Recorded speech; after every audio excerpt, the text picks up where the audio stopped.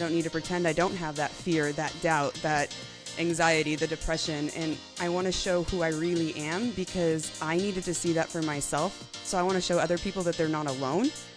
And I think like for your leaders that are listening too, like leaders who pretend that they're unbreakable, they're going to break in private. This is interesting. This is also something I think can be used more broadly is like broken bones you can see heal. You know, you can see x-rays and see them get fuzzy, see them start fusing back together. And in like a brain injury and mental health and other things that people are going through, you can't see the healing process. As an entrepreneur, you're constantly selling yourself, and that's the same thing as an athlete. Like, you're only as good as your last result. A lot of times I've been a frustrating dichotomy for most people that met me. They go, why is she like this? She should be like this. And back to the unapologetically human, I was tired of being told I should be. What do I want to be? What's the unword that took you the longest to claim for yourself, and what made it finally feel true? Whew, okay. Hey everyone, do me a quick favor and double check that you are a follower or subscriber wherever you listen to the show. I'd be unconditionally grateful. Every new follower, listener, and subscriber helps us keep creating content we love and that you enjoy. It's the best way to ensure you never miss one of my Unconversations. You are on this journey with us, and thank you for that. Thanks for joining us on another episode of the Unconversations podcast. I am your host, Dr. Alison, and today is going to be a fun and fast and furious show. I'm so excited to welcome Alison Tetrick to the show. And she is the CEO of Saga Ventures, but that's not all you're about, which is why I was very excited. You and I share, let me phrase it this way. I'm a cyclist, but you are a kick-ass cyclist. And I'm just going to name a few things here real quick. One, you're a professional cyclist with the Women's World Tour, which you represented Team USA. And then you're also an Unbound Gravel 200 winner and a member, which is what I got also goosebumps about, of the Gravel Cycling Hall of Fame. Seriously, Alison, welcome to the show. Thank you so much for having me. Two Alisons, both spelled correctly. One L. I know. Thank you very much. And then the other cool part is, as we were talking to each other, we, with our family and friends and people that we feel close to, you know, those people get the special of honor to call us both Allies. So I was very thrilled that you gave me that privilege to be able to call you Allie. So thank you for that. But again, really appreciate your time this morning. So much for being here. And as you and I were kind of talking, it was funny, and I appreciate you said I was a little nervous and coming on. And I appreciate it. And we're going to have a good time. There is absolutely nothing to be nervous about. I will have to say, I think I was a little bit nervous today. But I host a podcast for a living. Like Lance Armstrong and I host a podcast covering the Women's Tour de France of Zwift. But this podcast, Dr. Alison, you have required me to do quite a bit of homework and preparation. So I think my palms are a little sweaty, and I do feel like I'm on the start line of quite a big race here. Like, am I going to be right or not? Wow. Well, that is a huge honor. I think I'm going to have Lance Armstrong on the show and see if he's just as nervous, because that means I'm going to be like, I'm doing something right here. You're making people think, right? You're making people think and get a little outside of those comfort zones. I think that's what you're good at. Well, thank you. That is actually that is the greatest compliment. So I do appreciate that. Well, that's going to slide in perfectly for you probably to continue on with that because I asked you to go down the journey of the Unword effect. And you, I'm excited to get into your words because some of those words, some of my guests have not used, or if there was a slight twist to it, yours were, you definitely had a different take on those words, which I thought was Just so beautifully done with your story. But let's talk about, as you said, I did give you a little bit of homework to do. So let me hand it over to you to kind of explain to us a little bit more about what your process and how those words came about for you. Yeah, it was a very interesting assignment because I am a professional athlete and I'm an achiever, so I like to win, so I'm like, want to think of the best words. So there's words that I want to be. Like, I want to be unbreakable or unafraid. And I'm like, those are not me. I break a lot of bones. I break my heart a lot. I'm extremely fragile and I'm terrified of my own shadow. And so it was interesting to see like this kind of an emotional and spiritual tug of war and like finding your because also is a weird word when you kind of feel like, is that a bad thing to not be something? And so it really put me down this interesting path of like, is this bad that I'm not this? Because am I not fitting in a box or obeying this social construct? So there's just this kind of gap in there where then I was like, this is where actually growth lives in this moment. And so it was a very interesting journey for me to go down this path. And it was harder than I thought. Well, it's interesting as you're talking, and that's why I really would love to ask you this question because, we put athletes and competitive athletes on this pedestal. Like they got it all going on. Everything is great. They're not breakable except for maybe their bones or whatever, or it's the money that they make. And the things that you talked about are things that I don't think people really give athletes enough credit for, that they are human beings, but they're performing at a level that maybe, I myself maybe not thought about. So it's interesting to me, just for the example of you saying, I'm afraid of my own shadow. And I'd love for you to talk a little bit more about that. But I think it's interesting the way that you just describe that as being and so vulnerable, because I think we look at athletes in just this pedestal manner. Yes, for sure. And I think that dives into some of the unwords I chose, because you do want to hide some of these aspects of you when you're in competition. And we do that as a leader in your company or as a parent or a partner. Sometimes you want to hide these very vulnerable parts of you because then you maybe aren't meeting the standard that you want to be or that you want to see yourself as, or you want others to see yourself as. Definitely. And when I was coming back from my traumatic brain injury, which I know that we're going to dive into, I have been struggling a lot with anxiety and depression. And as a professional athlete, that's very difficult. And the way I would say it's like blood in the water. Like you don't want to tell people you're dealing with this, because when you show these weaknesses, that's just opening you up to where you're going to be attacked. And so I hid that for a long time. And that's actually, I learned that it's not healthy at all, because I'm not healing and I'm not getting the support I need if I'm hiding how I'm feeling, or actually sometimes not feeling. Yeah, I love the connection you just made, because I think that's when I reached out to you. We have a mutual friend in common. When I reached out to you, and you definitely made that connection where I said, hey, I really want to talk about, I want to have competitive athletes, because there's just a whole mindset that competitive athletes have to be the best. And there's very similarities to that when you're talking about entrepreneurs or founders or CEOs that are leading very, very large companies. There's just this mindset. And when we were talking, you just made the beautiful connection, and you were like, yeah, I want to be on your show and talk about that. So I'm, again, grateful to have you on the show today.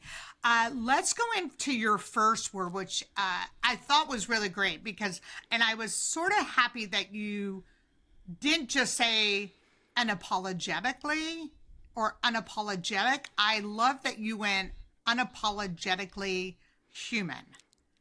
So I would love to have you kind of give us some context of what that word means for you, and in what way, and if there's sort of a story or something around that to where that word would sort of make sense for the audience for you. I think I'm happy that you picked this one to talk about first, because it's leading into what I was just saying is when you're hiding your insecurities, your weakness, your injuries, your darkness in your heart, you're not getting the support you need. But I was so scared to show that to others. And like I was saying, blood in the water for all the wrong people sometimes. And as a professional athlete or somebody that wants to win and succeed and get that A+ and get the accolades. And then I hit rock bottom. And when you hit rock bottom, there's good thing is there's nowhere to go but up. But there's also you don't understand that at the moment because you're just in the rock bottom itself. Yeah. And I think though there's a couple points in my career and life where I just got almost very angry that people didn't know what was going on or they're not talking about an issue. And it's kind of like, if it's not me, who? And so instead of hiding who I am, I thought, here it is, all of it. It's a little TMI, but I don't need to pretend that I'm something else. I don't need to pretend I don't have that fear, that doubt, that anxiety, the depression. And I want to show who I really am because I needed to see that for myself. So I want to show other people that they're not alone. And I think like for your leaders that are listening too, like leaders who pretend that they're unbreakable, they're going to break in private. And I'd rather be honest and show what I'm feeling. And maybe doesn't resonate with everybody, and that's okay. But it's a very scary place to be. But at one point I just had to be me because I spent most of my life early on, and we've talked about this off the show, but being raised very conservative Christian, rule follower, and then, going into NCAA tennis and becoming a biochemist and then becoming a professional cyclist. It's like constantly just going up a ladder saying, yes, check this box. And then at one point you go, who am I? Yeah. And is that even me? And that kind of made me very angry because I lost myself somewhere in this path. And I thought, I need to be me. And maybe that's not everybody's cup of tea. I'm a little outspoken. But I had to be that to then heal and then also find who I was this whole time. Like who is growing? Who is Allie Tetrick? Yeah, and I will tell you, I got posed that question from my executive coach and my therapist of who Alison Schmidt is. And it was probably the most scariest question I probably had been asked in a long time. And it was only because exactly what you just talked about. That's a lot of work. You're saying that in, like 10 minutes. But that is a lot of work and a lot of progress and a lot of soul searching that is sometimes for me a really scary place to be. And I just recall going through that process, and that's really you just kind of hit the nail on the head. And why I really wanted to start this podcast was basically because of that, because I felt that there were other people, other leaders, maybe other athletes who were willing to talk about that, because that being, who am I now? And people could be like, well, what does Alison have to worry about? Look at all the accolades that, the other Alison just talked about. Like what's could be so wrong. And I think for us to be able to have those level of conversations, and I just found your word in unapologetically human, because my word at the time was unapologetic. And that was my learning, was unapologetic when I was kind of going through my own Unword effect. And that word just became so powerful for me, because I didn't realize all the things I was doing in my life previously, have that be in business, personally, whatever, that there was some sort of apologizing for something in some way or some fashion. And so for you to kind of bring in that human part attached to your unapologetically, I just thought was so beautiful. Yeah, I thank you. And it took me a long time to get there, because I just had to learn that like owning your truth, owning your humanity is more powerful for myself, and I think more helpful for others than projecting invincibility or, this grandeur when it's not true. And in some ways too, it gave me a place to land when I fail, because we fail all the time. And in bike racing, you lose way more than you win. This is just facts. And in life, you have ups and downs. And in a way, like, I maybe started doing it to protect myself. I'm just thinking about this, like, because then I'm like, well, if I show you that this is hard and I'm struggling because I might need you, or I need you now. And there's also a story to tell. And then I don't feel alone in my endeavors. And I feel seen, and I want others to feel seen. And I really wanted to humanize my sport, my traumatic brain injury, my being an elite athlete, dealing with some major like mental health issues, and to teach that. And it's kind of scary sometimes, because people come up and they know way too much about you. Well, it's funny you say that too, because when I was really thinking about putting this podcast together, I had to have a long talk with myself about it, because it was one of those saying, you're putting yourself out there, and you're out there on a much larger stage, but and a performance stage. But I had to do some soul searching and say, hey, if I wanted leaders to come on and really open up and talk and have me also not feel alone, I would have to be willing to share, my story. And so I do. I talk on my show about my learning disability, how much I hid that when I was going to graduate school. I was definitely diagnosed with depression and anxiety, and I talk about that. And you can still be a high functioning level individual.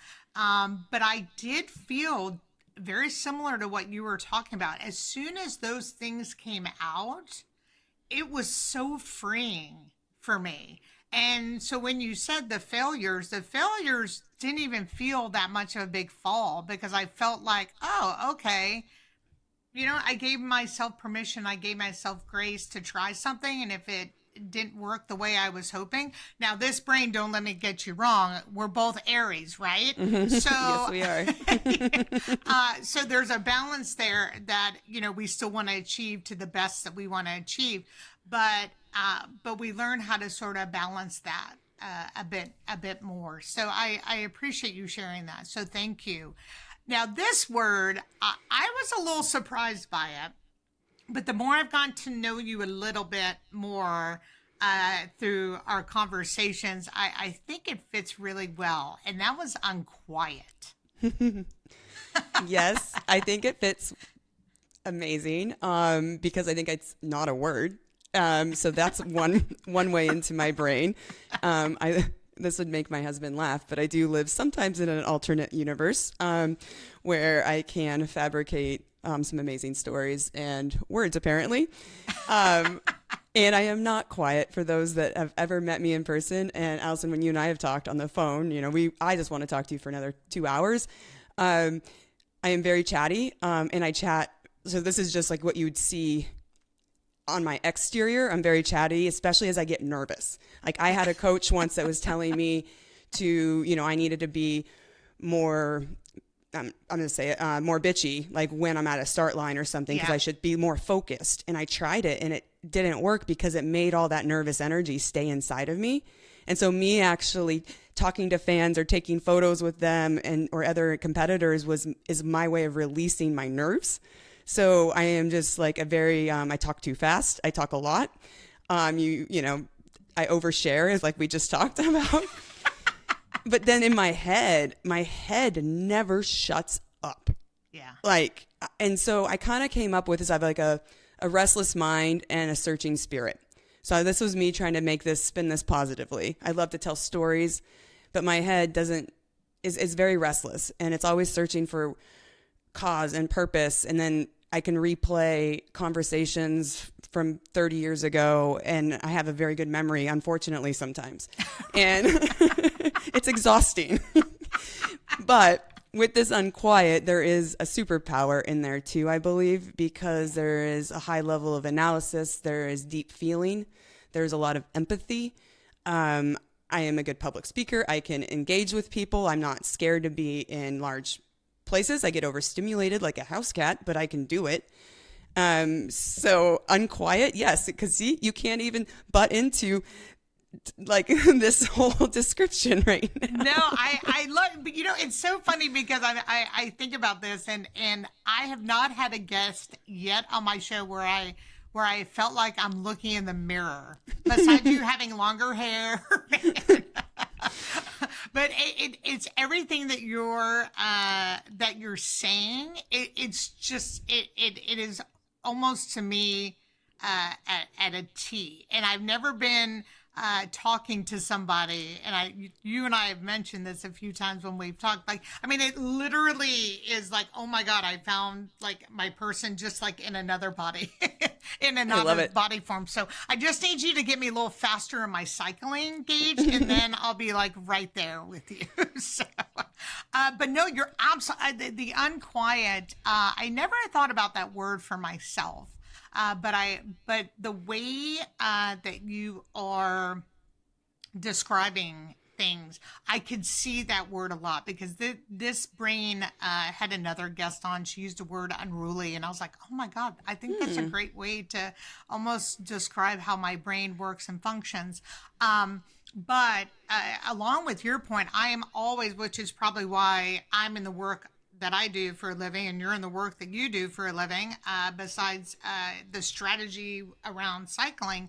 But we're always trying to see purpose, how we can make things better. I think you work from the heart and the head very similarly as I do. There's some head going on how we can make it happen, but there's the heart, which is what's going to be the purpose of what it is that you're going to do out into the world in some way. Yeah, absolutely. I mean, I need purpose with everything I do, for sure. But you and I are very similar in this way. I asked my husband, like, how do you fall asleep? And he says he closes his eyes. I'm like a crazy person. I'm like, you don't replay like the entire conversation of the day and then maybe like 7 years ago, and why did you wear that orange sweater? And he's like, no, I just close my eyes. But I think with us too, with this unquiet, I am saying, like, there is so much feeling in that. Yeah. We can walk into a room and feel, and I can feel people's emotions so heavily and so deeply, which means I feel mine really deeply, obviously. Yeah. And it's hard to learn to quiet my brain, but it's also a way I think we can embrace it as a superpower. Sure. Just maybe lasso the tornado every once in a while. Right. But I do think it goes well if you're unapologetically human and you're unquiet, that those actually like go together quite well, because if I can't shut up, then I might as well just tell you everything. Yeah. Yeah, no, and that's, I'm glad you made the connection before I did, because that was one of the things before we came on to do our podcast. I thought that those really went just great together, which is kind of why I wanted to talk about those in that particular order. So thank you for going along with me on that. The next one is uncategorizable. And I'm glad I got it out in a good way, because normally I was prepared to butcher it. But this one I thought really fit too very well. So please tell us about that word. It's kind of just, we all heard this, no one wants to put you, like, don't put me in a box. Yes. But I think and then we've talked about, we introduced myself at the beginning of the show. If you learn more about me, I'm a scientist, I'm a cowgirl, I'm a professional athlete. I love to tell stories. And so when you ask like what I do for a living, there's not one answer that really encompasses like who I am. And I don't want to be one thing. I want to be everything. I want to be who I am when I wake up, and then that might change, and my unquiet brain might change that in 20 minutes. So I don't want to be put in a box, and I've never fit in a box, unfortunately. And I think a lot of times I've been a frustrating dichotomy for most people that met me. They go, why is she like this? She should be like this. And back to the unapologetically human, I was tired of being told I should be. What do I want to be? And honestly, it's okay to change. And I wanted to stop apologizing for that. And I think, though, with this, I can be useful in many rooms for different things. Understanding multiple sides of business, of sport, of mental health and things like that. But I don't want to be just one thing, because when I did that, I tried through my traumatic brain injury, my recovery from this. And when I was at that rock bottom, I realized I was so laser focused, because our Aries and our, gold star driven attitude, sometimes we, like I say, I have like, I'm a laser focused pinball. Like I'm like super focused, but also like ping ping. But I was so focused on one thing, like going to the Olympics and winning. And then when that's taken away from me because I'm life flighted out with broken bones and a broken brain, I needed to remember I was so much more than just professional cyclist going to go to the Olympics. I needed to remember I was more. And I never wanted to forget that again. And it's like, it's okay to be conservative and raised this way and then wear this or have these beliefs now. Like, it's like, it's like it goes into emotional and spiritual, not just my career. So I just don't want somebody to tell me what I have to do or should do, because maybe I spent most of my life being told that. I don't know. You can riff on that one. Yeah.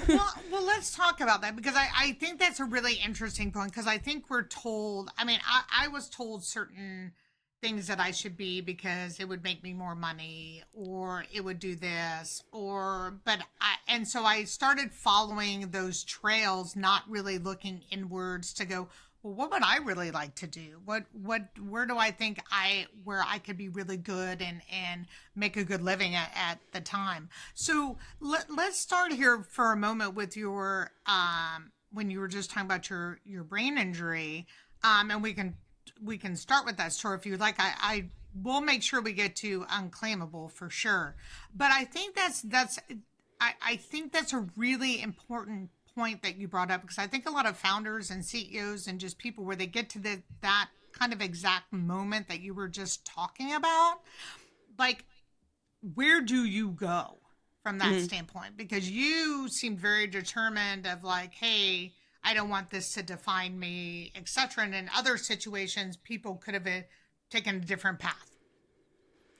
Yeah, I think, and I don't know if this is the best. I just did a talk at a biotech conference on Sunday or last Sunday, and I don't know, and I was talking to a bunch of biotech leaders, and I don't know if this is the best advice, so you can maybe correct me on it. But I think this balance where if you don't identify just as one thing, you remember that you're more.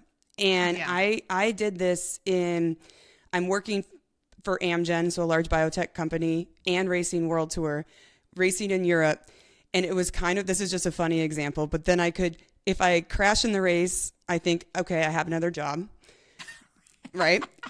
So I don't know if that's making prep talk to yourself before you race. Yes, pretty much.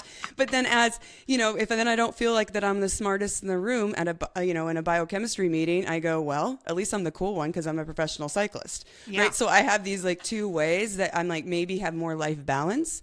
And then another time in my life where before this head injury, I was so fixated on winning, and I did not treat people well. I was very selfish.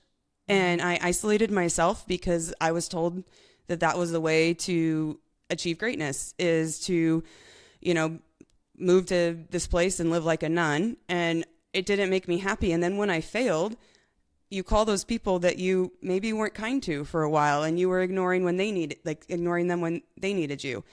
And then I was very lonely, and I realized I'm actually a social person. I need people in my corner, and I want to give to people as well. So I had to remember that I am more than just one thing. And then that helps when you fail too, because then when you fail, you can get the hugs, or you can go and paint or draw or do whatever else makes you happy. And so failure feels less like end all be all, I think. And I don't know if that's good advice, because is that saying that I'm not trying my best? I don't think so. I think it's just I don't think healthier. It is at all. I don't think it, in my opinion, I don't think it is at all, because I have found that I think it takes less pressure and opens the door for more enjoyment, not necessarily the level of effort or caring into a situation, in my opinion. Yeah, and who's to tell you how you have to come in if you look a certain way? And I think your founders will Well, agree with this is, you can control your controllables is a way I would talk about it in cycling. Exactly. I can prepare as best as I can. I can eat the right food. I can do the right training. You know what? The weather could take a turn. I could get a flat tire. I could crash. So, and my grandfather taught me this lesson early in my cycling career is if I did my best, then that's all I can do. And so if I can control all of those, like all of my controllables, and then there's so much in life that you can't control. And then you can't regret it if you tried your best. And it's kind of also like your founders or entrepreneurs, especially, there's so much failure. There's always failure. You're not going to get that project done, or, you're not going to get the next round of funding. And I mean, compared to sport, like failure in sport is very public and it's immediate. Everyone can see it. It's on TV. You don't have a quick PR to go, hey, let's try to cover that. Let's try to cover that up.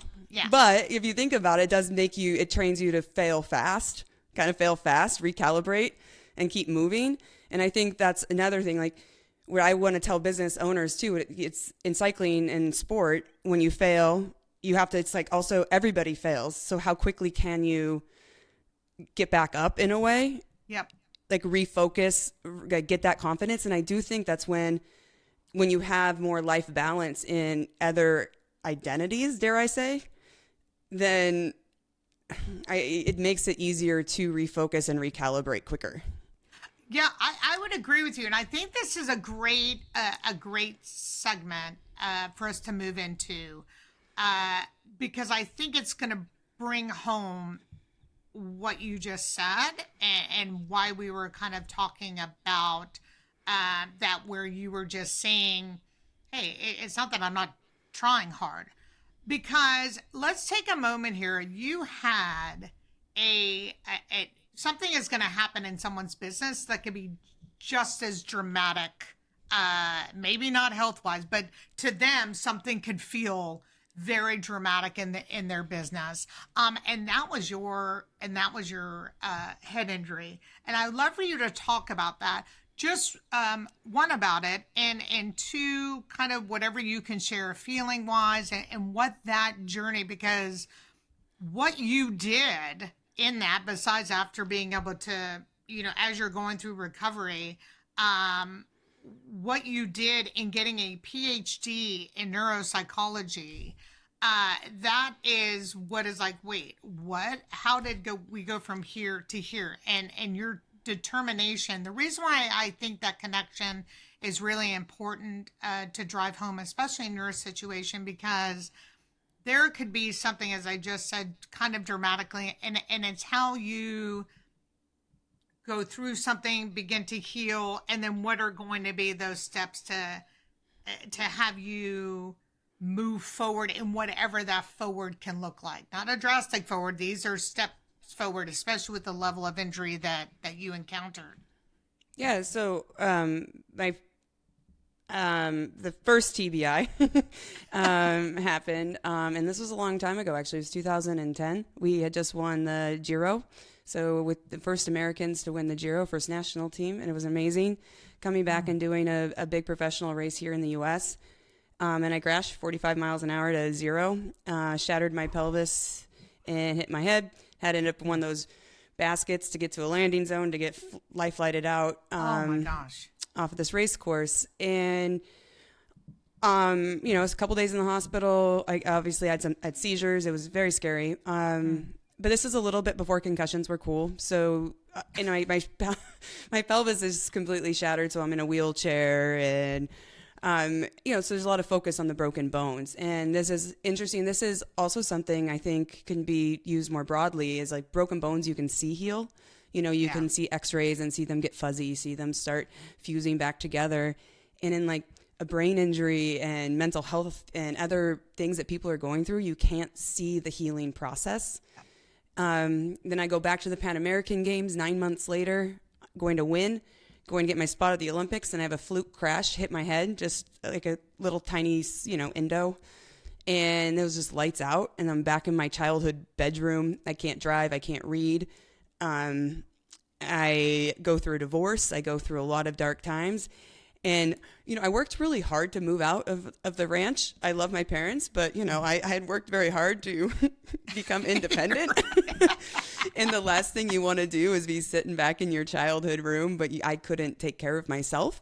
Yeah. And this is back to saying, too, where I didn't treat people very well because I only wanted to be the best in the world in cycling at that moment. And I forgot who I was, like that I was more than that. Yeah. So my life felt like it was over. Mm-hmm. I wanted to kill myself. I've actually never said that online, but yes. Wow. But then it's like, so I ended up needing to work on that, right? Because that's not gonna work out. We don't want to do that. So I go to a therapist who says, you need a neuropsychologist. And so we start working on retraining my brain to read. And I'm an achiever. Like we said, I'm valedictorian. I've never gotten a B in my life, So, I am just a smart person and I can't read. And I have no emotional stability. And the neuropsychologist was the first person to look at me that didn't make me feel crazy. Like he saw my injury and he was just like, I said, okay, I'm sure this is stupid. And he goes, no, you're totally normal. And that's back to the unapologetically human, just have somebody look at you and say, you're seen, you're heard. And you're seen as Alison Tetrick, mm-hmm. not Alison Tetrick, the, glorified cyclist. This is someone who is seeing you as this individual and this person. So how did that, when you say seen, how did that, in words, if you can, how'd that really make you feel? It made me feel like there was hope. Yeah. And it also, maybe this is too harsh, but it also made me realize that there were some people that needed to leave my life. Yeah. Because, there was hope for me, but there was also maybe some room for some house cleaning so I could heal better. And I think he saved my life in so many ways. Wow. Starting from tracking a, ball on your screen to, working together for a long time. And he taught me a lot. He taught me the identity, that reminding me that I was more. He taught me, why would I want to come back to a sport that might kill me? Why do I want to come back? He taught me to, and it's made the cover of a magazine, but it's like Bicycling magazine, but I literally kept going in. I couldn't ride. I couldn't do anything. I'm walking into his office and finally he's like, why do you want to come back? And I'm all goal oriented. I want to come back to win. I want to come back for this race. I want to come back because what else am I going to do? I want to come back because who am I without this? And then, I'm on this vicious cycle. And then finally I walked in one day and I said, I want to come back because this bike effing owes me something. I didn't do all this work for this. I want to come back because I want to prove that I can for me. And then I was like, oh my gosh, I just swore. And I said that and he looked at me, he goes, that, Allie, that is your terms. You can, now we're going to work from there. if you can come back on your terms, let's come back with the version that's unapologetically human, unapologetically you, right? Allie, I want to go back just a moment because there's 2 points. One point I think is really important because I did this too. And I think when you care about something so much and you want to protect it, that is maybe a time in your life that you really do need to clean house. Mm-hmm. And sometimes it is something that, hopefully not as drastic that someone has to go through to get that message. But I think that's really important because I have done that in my personal and I've done that in my business. And not everyone who you think, or maybe who was around your circle, really truly had the best intentions for you. And I think that's an important lesson for founders, entrepreneurs, or anyone when you're building that solid team. Because everyone says, build a team, get your network. But that's all great in theory. But I think it's even more important to even really be intentional about who you really want to have in your space at any point. And that was a learning lesson. So I was happy that you brought that up.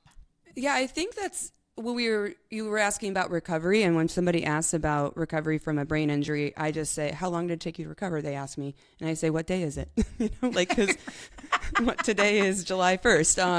And who knows what level my brain is. Fireworks are going to start happening. My brain doesn't like fireworks. So Yeah. I mean, recovery's. This is something. It's process over outcome a little bit here too. It's Sure. just every day is a new day, but I think this is good advice for the founders as well, though, is because I needed in this recovery, I'm a scientist, as you know, and I'm a data person. So if I can write down in an Excel spreadsheet or whatever you want to use, a journal, how I'm feeling each day, what are my symptoms, and those, ebb and flow.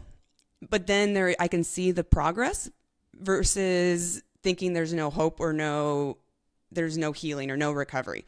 Yeah. And then the other advice I would give is what was great about my neuropsychologist is he became my accountability partner that wasn't my partner or my parents or a friend or a team manager or, a boss or anything. This accountability partners, this is why we probably hire advisors and consultants, because he's not in my personal world. Right. So when he tells me something that might hurt or be difficult to hear, I didn't hold it against him, because this is why we go to therapy, Yeah. But I think this is very important in recovery, is having an accountability partner that is not your partner or your family or your best friend, and this in business, it shouldn't be your manager or your CEO. I think there should be somebody outside that then you can talk about some hard things that you may not feel comfortable in that moment, or you might take too personally or hurt your feelings, and that'll limit your recovery or your progress in your business. Yeah, absolutely. Yeah, I agree with you. And I've always kind of, I would say, if you have a product or whatever and you want someone to test it out and see, yeah, I'm totally on board with testing it out with friends and family. But to put necessarily all their opinions, thoughts, and feedback as the end all be all, I think can be a little dangerous or possibly a little misleading on information, because they could be giving you exactly what you just said, and not because they don't want to really hurt your feelings about it. And the other thing I thought was very powerful that you said was on your own terms. And I would love for you to talk about that, because on what that really means specifically for you in the best way you can. And the reason why I think that's important is because we can spend all of our time, and I think businesses do this, and I think entrepreneurs, that we try to build something or do something to try to mimic because it's their success. And we're like, oh, we want to be like them. When that's a good benchmark to have, but you could already have things instilled in you that could even make whatever it is you're wanting to bring out to the world even better and greater in its own way, and find out that there's a gap in the market that you're the perfect person for. And so I really thought when you said that, I'd love for if you can kind of put some context around that as well. I think originally it started as his advice started as don't be forced out of this. Don't come back in the sport if I'm not ready. I'm not healthy. And then I'm going to be pushed out because I'm going to crash again, hurt my brain again. Or if I don't want to be there and I'm going to be resentful or get more depressed, is this not healthy for me? So I had to decide, on my own terms, was I want to enter the sport on my own terms. So in your business, make this decision on your own terms, knowing that you're maybe taking a big risk, like mine's a big risk. But, is it worth this reward? It's not somebody else telling me I should or I have to, or me caving to what I think is going to make me more popular on Instagram or, whatever, make my parents proud. And then the other part of there's another side of that is also when you exit on your terms. Yeah. And that to me is really important. And I think that advice has given me so much longevity in my career. I get asked that all the time. How are you still in this sport with all you've been through? And I'm still a professional cyclist, and I've, transitioned from world tour to gravel to I do these big community events, and I'm working with even bigger brands. And that advice is because I put myself in one box. Like I am uncategorizable. And I did these things on my terms where I can say yes, yes, and I also can say no. And so I think, though, the most important on your own terms is exit when you want to and don't be forced out. And I think so. You go, am I growing? Does this make me happy? I have a list like for my personal mission vision statement in a way. And I'm like, does this bring me joy? You know, is this going to make me money? You know, I mean, all these like things. Sure. And okay, then I will go and do this. And you don't want to be forced out either. So I think the exit one is almost bigger than the entrance, but that could be kind of negative, I guess. No, you know what? I think you're right on. I had Karina Hamill on the podcast, and she is a competitive downhill skier. And I mean, she was skiing ever since, you know, as a small little child. And that was something that she brought up during our podcast as well, was the exit for her. And she wanted to do the exit on her own terms, and what that looked like for her. Because I think that exit, I think you're 100% right about that. It can translate into a sport. It can translate if you're wanting to sell your business at a certain point, or if you're wanting to exit and move into something else, because you know, that itself could have a lot of emotional and mental implications as well. And for her, she didn't want to be in the sport she wanted to exit on her own terms where she wasn't going to resent the sport. And she talked about around what that kind of meant for her. And when she decided to officially retire, and start her business with her husband, they had a few different businesses, but you know, that was important, and she felt good about that. And that wasn't a decision that she now was going to look back, have resentment towards the sport, resentment towards herself, guilt, whatever the word is that you want to kind of define it. So I think you bringing that up, I think the exit is huge, and I don't think we really talk much about what that really looks like and feels like in the way that you just did. Yeah, it's really hard. Like, you know, do you exit on top? We watched Serena Williams come back after 4 years last night and come back to single. I was like, should she have not? Like, you know, I go back and forth. That's her decision. And maybe that, you know, that is on her terms, because I imagine it definitely is. You know, like if you fact, I'm sorry, go ahead. Please repeat that. Yeah, I'm just going to say I'm sure it was on her terms. Yeah, I'm sure. Yeah. I don't think anyone tells Serena Williams what to do. No, I don't think so. And I think you and her are probably in the same camp when it comes to that, for sure. I wanted to make sure that we don't lose out on the unclaimable, because I thought that was just, no one's used it. And in fact, I've kind of been thinking about it in my own terms, but what was the word for you? I have this crazy free spirit that gets super claustrophobic if I feel tied down.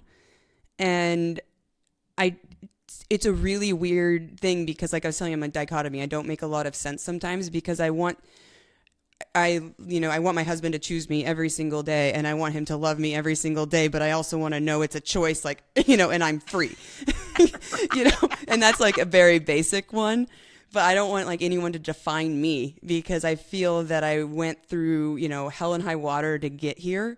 Yeah. That when I start feeling caged or trapped, that makes my anxiety increase, my heart rate start going up, and I don't want to be owned. I want to be my own person, which goes back to that unapologetically human. Like, I am still every day figuring out who I am in my core, what I believe in, who I am. Every day I like wake up and try to just go on this mission. Who's my identity, my story, my worth. And I never wanted to give anyone else credit for that. Or I just want to, and I always thought like, but then I want to be chosen. So it's like a funny, I want to be like loved and admired and chosen, but I also want to know that it's a choice, and it's my choice to be here, and the door is there, and it's not a cage. And I think that translates into sport, where I think, okay, I can race this, I can do a community event, I can do this, you know, work with this brand or not. And so that's why I've been an entrepreneur for so long, is because I get to choose my clients. I get to choose my speaking engagements and my races. And so I get to this like sense of freedom and independence. And I grew up on a cattle ranch, and I just felt like the world was so open and there was no stereotypes or no fences, and I see a fence around me. I just go, yeah, don't put me, in that box. Don't categorize me and don't claim me, because I am me and I'm my own person. And you didn't go through all of this like I did to be here. You went through your own. I'm not saying I don't see that you went through your own. I'm just saying, like, you didn't take, like, you don't own this. Yeah, absolutely.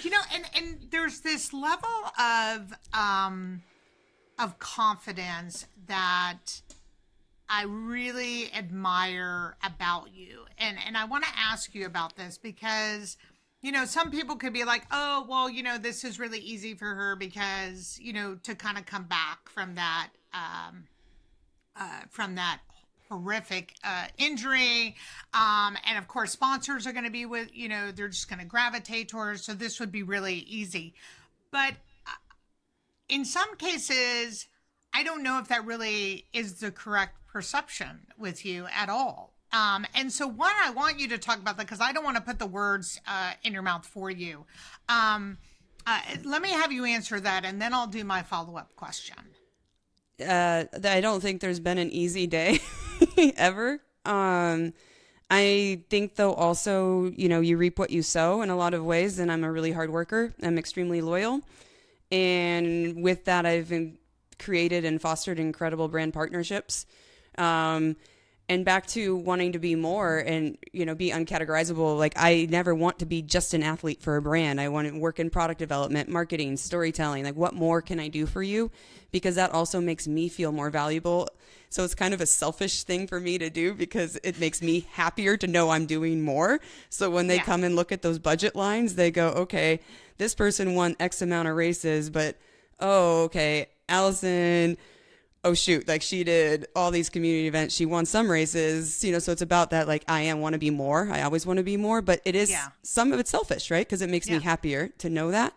So it's been hard, but also not in a way, because when you stay with that consistency and you do enjoy the process, there's years that your contracts are going to get cut in half and you constantly have to sell yourself. Like, what is this, July? I just was thinking during this podcast, so I better make sure I have these 2 contracts that I don't have yet for next year. Like I was thinking that while we're talking.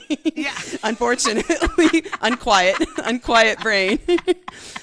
So, and it says entrepreneurs do this, right? You pitch yourself. And this is a choice. Like, if you want to work behind a desk and work on a spreadsheet all day and clock in and clock out, that's amazing. I would go crazy, but that has consistency and stability. But as an entrepreneur, you're constantly selling yourself, and that's the same thing as an athlete. Like, you're only as good as your last result.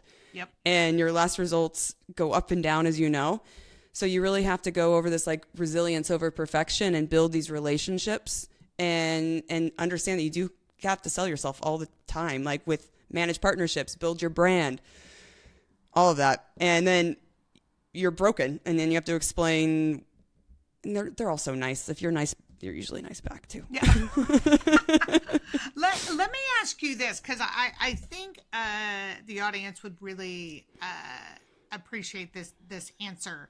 How do you balance that? How do you balance with your passion for what it is you want to get out of a contract, right? And what they're saying, hey, we need you for? Because your reputation, what you're doing, and I mean, you can just go onto your Instagram, and I mean, everything you do has either a horse passion, ranch passion, cycling, what you're doing to promote cycling and just, athletes, with young women, and what you're doing to elevate young women and showing what they can be and powerful and strong. How do you keep both of those, what's really important to you versus your partnerships who, hey, if we're going to use you as a sponsor in some, form or fashion or a contract, have there kind of been times where, I'm sure those haven't always been perfect, where those things maybe haven't really aligned. But you seem very intentional. Yes, there's the money aspect, but also very intentional from the reputation and what you're also passionate about as well.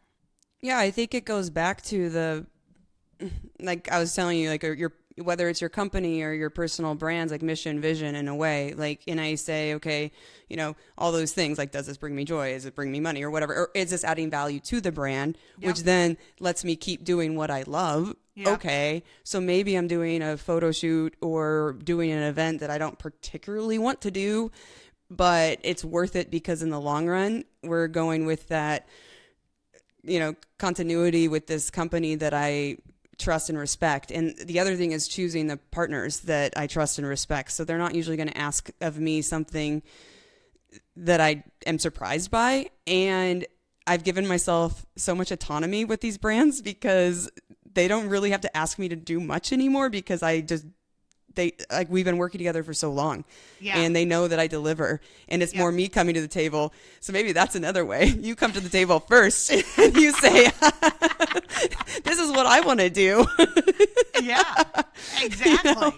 And then you know, you're real busy doing exactly what you want to do, and it's valuable for both of you, you know? Yeah. Like, I mean, so I think it's, you do have to balance it, and I find myself, I'm not always this positive. I found myself complaining on Sunday morning driving to a race.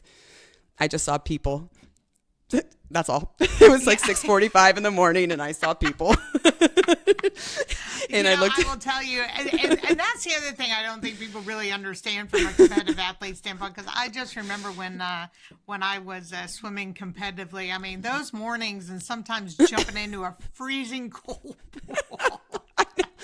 And there's people, and they're going to talk to you, and then they're going to ask you how are you? And so we're driving there. I'm like, why are all these bikers in town? He's like, we are driving to a bike race, you know? Right. The bike race that you are doing. And I'm like, oh, and I was complaining. It's early in the morning. And then he looks, he goes, hey, if you don't like your job.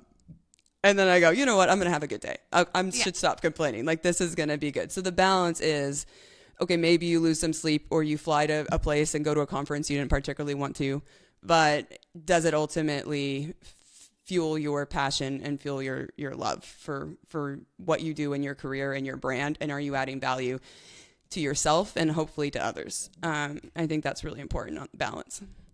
And I agree. And you know, when we were talking about sort of your brain injury, and then I know you were telling me that you really wanted to learn a lot more about this, so then you decided to get your PhD in. That's very expensive therapy. So nothing, really too hard to do. But I just find with you just even doing that, and then I think with you just finding, having those conversations and having your team with you, that, I think really the lesson really with this, with kind of what you're driving home, is that no matter what your circumstances, and there are people just like you're thinking about your contracts, right? You're thinking, I need to do this, or someone's wondering where they're going to get payroll and where they're going to do this. But if you take a moment, to breathe and really, again, talk to yourself about why you're doing what it is you're doing, and then to really have a moment and go, hey, am I still passionate about what I'm doing? Because it does suck getting up at whatever, getting your bike and doing all of this. You don't have a butler really kind of doing all that stuff for you. No, it's hard. But once you're there, it's almost like a reminder, like, yeah, this is why I'm doing this. Yeah, this is what I love. There's the complaining part. But, once you're there, you're like, oh, yeah, now I know. And I have to go through those things for myself. And if I'm feeling a certain way, or I'm feeling down about something, or depressed, or anxiety, or whatever the case may be, you mentioned about having that team around you. Or two, I get on my bike and, I go ride, and, I think Aries, we need to, touch nature and be around, not only with people, but, we kind of need that sort of nature around us. I think what you're bringing home is really important. And I think that's why I wanted you to talk about it, because I think, as I said earlier in the show, I think we look at athletes like, oh, they got it all, like these races just appear and you guys just get on your bikes and it's that simple, or the type of brand sponsorships that you're talking about, and also with your business. Those are very similar stories and feelings that we all go through. Yeah, I think it's the cohesion between, startups, entrepreneurship, leadership, and professional sports is so obvious to, you and I. And like I was just saying, I was talking to these biotechers. That's not a word either. Last week. But, it's, because when you're racing, it's leadership under uncertainty, right? Yeah, and you have to trust your preparation, not certainty. Yep. And entrepreneurs the same way. You have to trust your team, your preparation, but you're not going to know the outcome until you're there. And then your identity, like we're talked about, can't be based on that outcome. Like you have to have it's not backup plans, but you have to have other aspects that will support what happens when you discover what that outcome is. And for these leadership moments, you don't always have a perfect map. It's, you can control those controllables.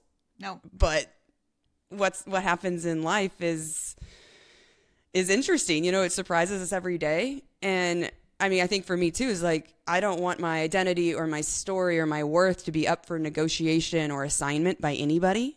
I want that to be me. And I think for most of my life, that's why I talked about being scared.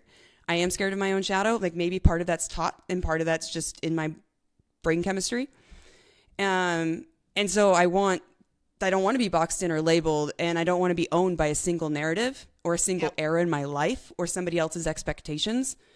I need to find out what makes me tick, what makes my heart flutter, what drives me forward, what is my why.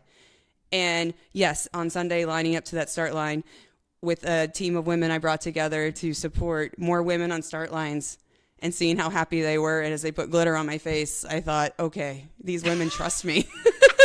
This is my why. Here we go. I have to get back on your Instagram page so I can see the glitter on your face. I love it. Well, and I appreciate it.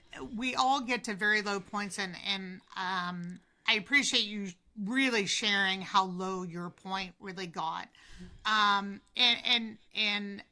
because there have been times my head has gone to very, very dark places, and I think entrepreneurship or a sport or something that you've really defined yourself can get you into those dark places, and it's really how you maneuver, because there's parts of glamorous things in the things that we do, and then I think it's important to talk about the things that aren't, to help the next generation, so when they are feeling in a certain place, to on what to really do in order to be able to help them move forward and strive for whatever it is that they're wanting to bring out into the world, because it's hard work. It's really hard work when you're wanting to make an impact and a change. It's not easy. So I am really grateful for you sharing that. Thank you. And it doesn't have to be conventional. I know that's the name of the podcast, but if anyone is unconventional in the way they got into a sport, it would be me. Yes, exactly. That's why you were perfect for Unconversations. Exactly. If there is anything that you would like to drive home to our audience, I'd love for you to I'd love to give you that opportunity. And then I'm excited to see what question you have for me. Thank you. I think this has just been a very wonderful conversation. And thank you so much for listening and tuning in. You guys can find me on Instagram, is probably the easiest, at Tetrick, Amtettrick. My husband and I have a consulting firm called Saga Ventures.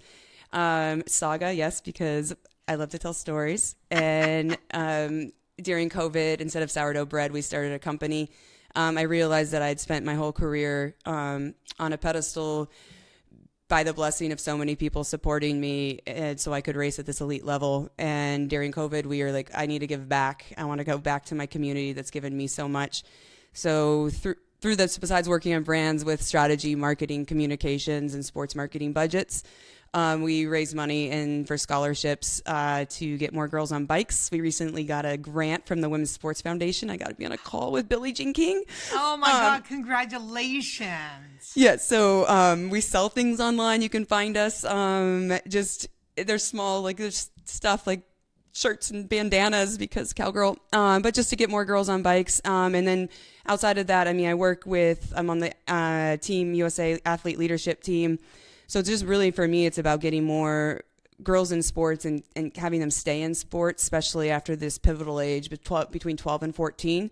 And it's not about being professional athletes or going to the Olympics or Paralympics. It's about fostering future leaders and confidence in young women, because there's some amazing statistics on the power of sports in women. I got to present this to Congress, and it's really important to me.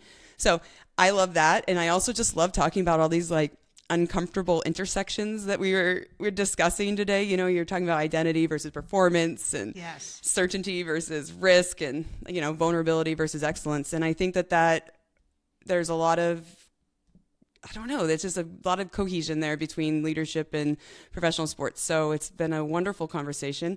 And now I want to ask you a question. I'm ready. And before you do, I will absolutely make sure that all the information that you just discussed is in the show's description. And any way that my company can assist with that, I'm certainly looking forward. I know this is not our last time together, so. No, it better not be. And yes, if you guys are going to tune in and watch the Tour de France Femme avec Zwift, you can see us live on Peacock every day, following up the bike race, or you can like listen to our podcast. It's called The Move.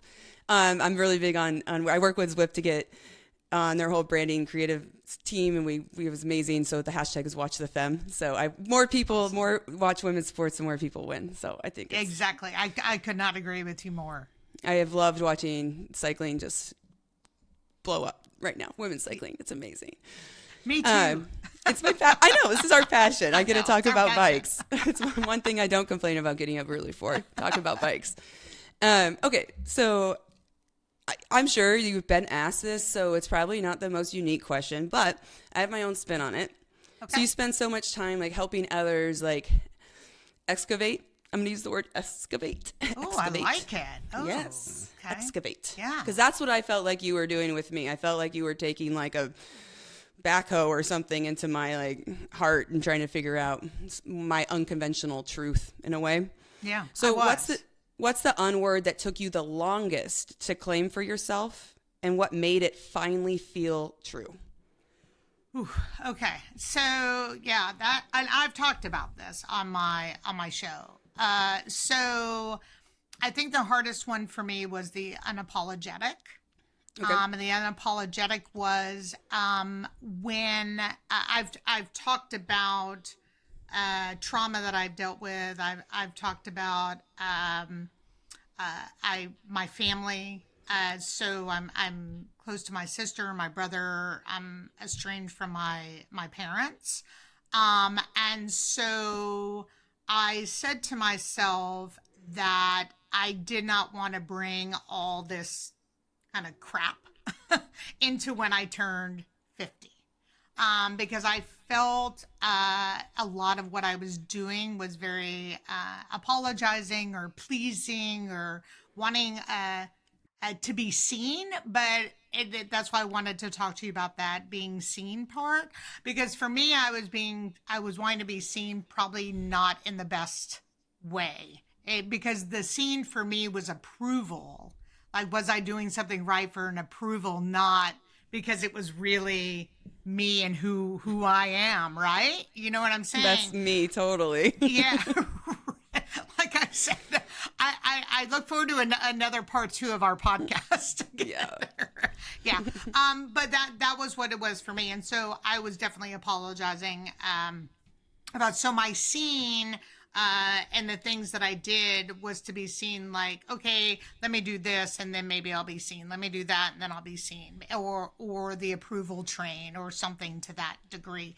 And so there was a lot of time that went by, and I just said to myself, when I decided to COVID hit. And so that was part of a big reflection moment for me, because I don't think I really had time to kind of reflect with traveling so much. And that's when I decided to kind of rebrand my company and have those thoughts of what would I do? And I shared this as well, that I have a good friend of mine who was sort of helping me kind of describe myself in different ways, kind of as we talked earlier in the podcast. And that's kind of how the Unword effect was born. And so my Unwords at the time did sort of have a little negative to them. But then it was also positive, because that's when my unconventional was able to really come out and shine. And that felt really great. My unapologetic part was that I was not going to apologize for who I am and what I'm wanting to create out into the world, because it is positive. And it is something that I want to do. And I'm creating a community and a brand on whoever wants to join me in that process, kind of as you were describing, right? And then the undeterred part was my other word that I had, because I'm not going to get undeterred. I'm going to be determined. And having those three words for me early on has really been freeing, as you were kind of talking about as well. But that unapologetic part, that was a big, because that one came with a lot of big decisions that I needed to make in my life, and who I wanted in my life. So that one was a tough one for me. So that was the longest one. When did it hit you that it was true, that you were unapologetic? Actually, I would probably say when I started working with my therapist and executive coach, and that was before I turned 50, but that was my goal, right? We talk about goals as athletes. Yeah. Yep. So that was my goal. That was my goal at that I not that okay, I turned 50 and now it's done. That was certainly not the case. But going through that process really helped me define what I wanted this show to be about. And I don't think if I went through that and struggled with that unapologetic part of my life, that you and I probably would not be talking today. So, and that would be sad. That would be very sad. That would be sad. Did that answer your question? Yes, thank you. I figured somebody's asked that, but I think the longest to claim and when do you feel it's true? Because technically you could pick one of these unwords that you aspire to be, like I was saying. Yeah. And I am approval based as well, especially I hate, like, I'm basically like, did I win? Am I in trouble? Are probably like my two favorite questions. Am I in trouble is probably number one. Well, I think you and I talked about that, where it's Allie up until I know I'm in trouble, and then I hear Alison Schmidt, and then I know I am about to get it. Yeah. But you know, that's exactly, and I'm glad you made that connection as well, because that is the case. That is when I had a guest on who felt, and I probably could have identified with this word too, where she was feeling unworthy. And then that word, when did that word become true for her, where she found herself to be worthy? Not that she was getting external feedback that she was worthy, but her own inner work, where she was saying to herself, no, I love myself and I'm a worthy person. Yeah. And so you're right. You're absolutely right that you could aspire to the word. When did the